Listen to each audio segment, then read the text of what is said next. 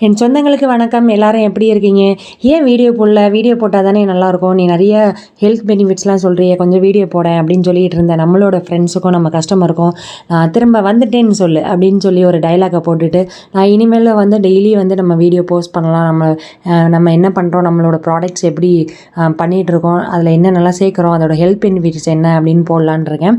So அதற்கு வந்து ஆதரவு தெரிவிக்கிற விதமாக நீங்கள் வந்து அதுக்கு ஒரு லைக்கும் ப்ளஸ் அதை வந்து ஷேர் பண்ணணும்னு நினச்சிங்கன்னா ஷேர் பண்ணி விடுங்க. நம்மளை மாதிரி ஹெல்த் பற்றி யோசித்துக்கிட்டு இருக்க எல்லாருக்கும் அது போய் சேரட்டும்.